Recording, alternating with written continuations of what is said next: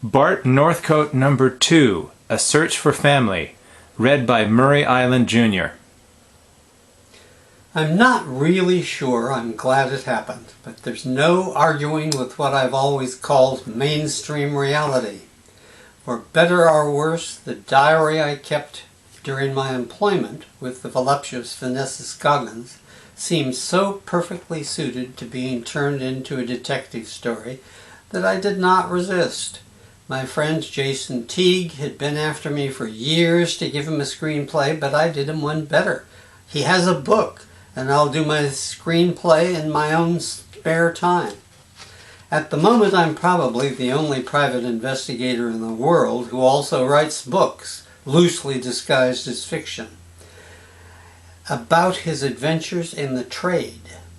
Actually, the whole concept is one I have not yet defined as what I've written, and what I intend to write in the future will be neither total fact nor absolute fiction, but a subtle blend of the two. The purpose of this amalgam is not, as one would suppose, to add additional excitement to an otherwise rather boring profession. Believe me, life is one frantic adventure, or misadventure after another. But the shape is simply something that doesn't fit the detective story formula. Where life is rather random and at times incoherent, events must be molded into a plausible form in order to make anything like a story. Which brings up the undeniable fact that in the first book I did tell lies, or rather I embellished upon the truth, in ways I'm not particularly proud of. It began, not surprisingly, with the changing of names, mine included, which was done on advice of my publisher's attorneys. The other part that was not totally honest related mainly to myself and who I am. In truth, I'm a tall young man that most people see as moderately handsome, but in reality I'm inclined to be shy with gorgeous women. And I'm a chronic worrier. I do collect art objects, but I face death at the hands of a deadly professional like Matson Crane, the killer in my first book. Otherwise, I'm pretty much as I claimed to be, and I really do run a solo office as a private investigator. I am not, as one rather acerbic reviewer noted, an American private practice version of Inspector Clouseau, nor am I a complete fabrication claimed by a famous writer of successful PI stories, whose dour protagonist lives on a boat in Key West. I rarely use alcohol, but never much, and I prefer fruit shakes, or rather smoothies, as they're now called in some juice bars. Quite literally, it gives me a different flavor from the typical alcoholic fictional PI, and I'm pleased with the difference. In this book, my second try at writing a detective novel, I will cover events of the last month. I'll try to be more honest, but trust that the reader will understand the few poetic liberties I may take. I'm limited in building suspense by the fact that I obviously survived all the dangers of this story, as I am here to write an account of what happened. Try not to remind yourself of that as you read the following, and it's all true, or at least based on a truth of sorts. I mentioned Matt Martin in my last book. This is the beginning of chapter 1. I'm sorry, I skipped that. Chapter 1. I mentioned Matt Martin in my last book. Of course, I've had to change his name because he's been one of the great icons of the American screen since before I was born. And he has a right to privacy. Several days before the beginning of this adventure, he had consulted me about finding a long-lost child of his from a relationship that had apparently ended badly at a time when Matt happened to be married to someone else. Since his wife had subsequently died, and since they had no children, he quite naturally became curious as to whether his old girlfriend actually had been pregnant, as she claimed just before she disappeared, and whether he had been gone as he had in the meantime, asking for nothing. Finding the woman and her 18-year-old daughter had involved little more than checking phone directories, and we had them located no farther away than Bakersfield within 2 days. That was the easy part. Much more difficult was pulling together this aging action hero, survivor of countless shootouts on the screen, and instilling in him enough inner fortitude to face his dereliction and try to make up for not having been where he was needed. The man was petrified. I was supposed to show up at his Upper Brentwood estate, Owl Creek, at 10 in the morning so that we could take the 2-hour ride up Interstate 5 to Bakersfield, where we should be able to find his ex-woman friend at her accounting office. He had insisted that she not be notified that he was coming, which was probably his way of putting off seeing her if he did not happen to be in the office. But I had made an appointment in my name. It would be a long day. My first shock of the morning was Owl Creek, which was no San Simeon, but still managed to awaken an eye long jaded to Southern California excess. You might say it was arranged so that the whole establishment was invisible from the road, and the driveway of about 100 yards, after passing an iron gate that was opened only after I'd identified myself through the electronic box, afforded no glimpse of the mansion until I was nearly upon it. Then suddenly it was like a town square of some Hollywood movie set of a Mexico that had never existed, with singing cowboys and sultry senoritas. I knew I recognized it from the movies, but could not tell just which ones. "You come to see the boss?" A leathery, wizened older man, perhaps in his mid-70s, slowly sauntered up to the car and asked in a drawl. I just told him who I was on the box, but he seemed friendly, and I knew I had also seen him in old movies. He gave his name as Roy Myers, and he moved like he had lived most of his life on horseback. "The boss will be here in a few minutes. That is, if he can get up his nerve to the point where he can hold on to it." Roy smiled wryly, and I smiled back as I looked around at the spread. Just ahead was a massive garage, and through various openings I could see parts of what appeared to be collector cars from the 20s, or possibly even earlier. I spotted the distinctive rear end of a Pierce Arrow, a special model of which only 10 had been made.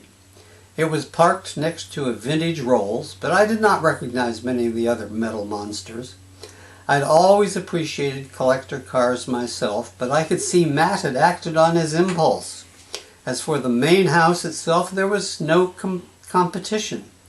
I estimated a minimum of 20,000 square feet, and with various outbuildings, the total roofed area at Owl Creek must have exceeded half again as much. Matt Martin had done all right for himself, and I was amused to see his look of anguish as he came across the town square to meet me. "You've met Roy already," he said with an extroverted charm that had captivated millions.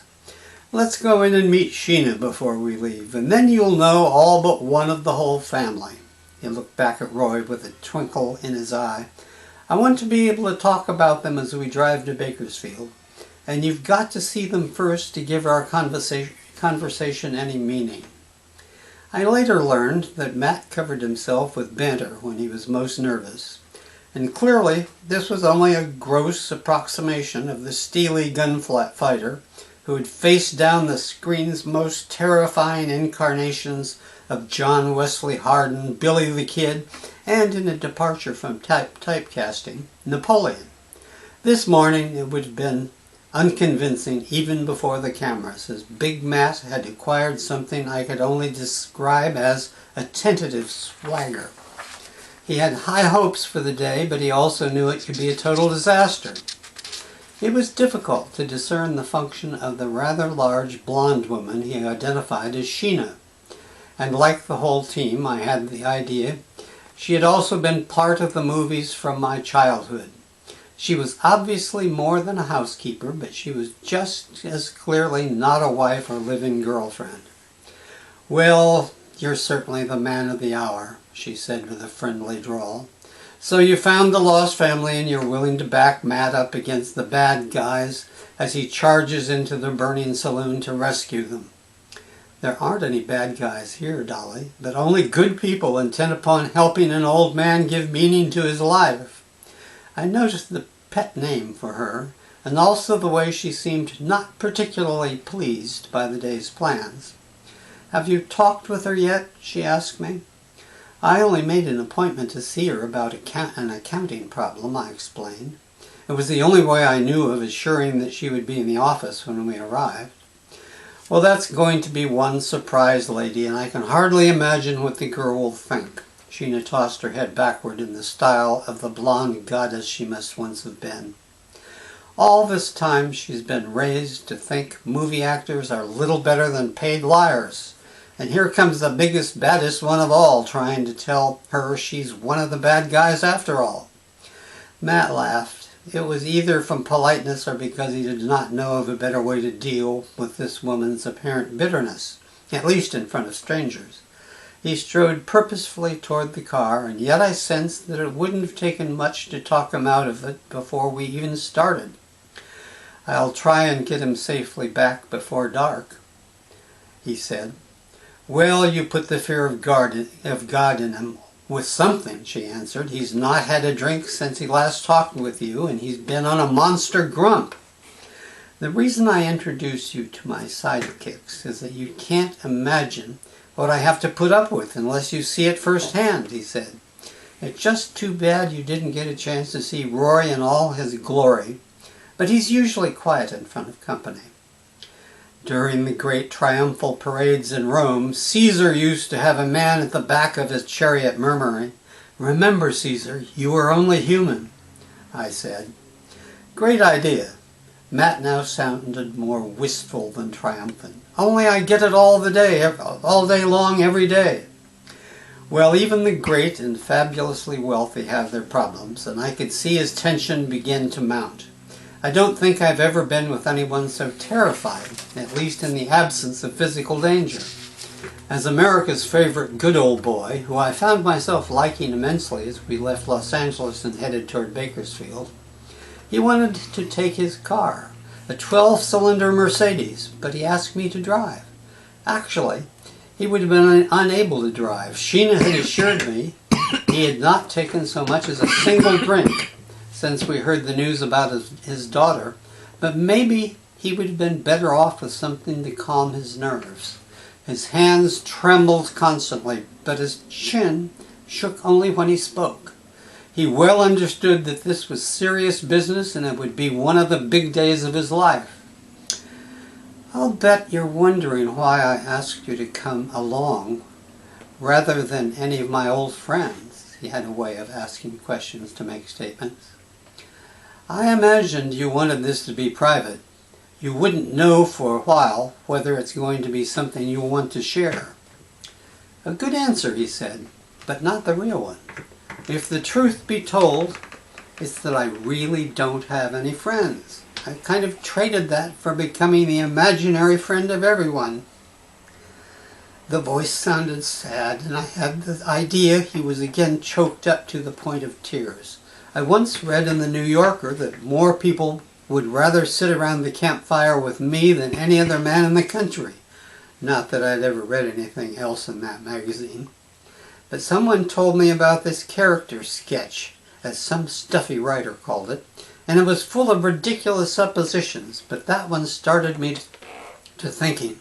I wasn't sure that the people who knew me best would actually want to sit around the campfire with me.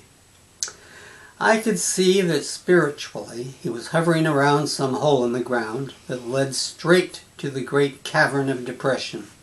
In what could become the last heroic quest of his life, he was going to try to wrest himself from the grip of powerful forces that seemed to be dragging him down.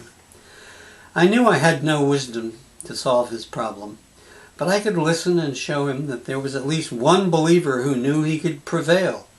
Later he talked as though that trip had revealed a lot about me, but he was the one talking, and I mostly just listened, and occasionally, when I needed more information to understand, I would ask a question.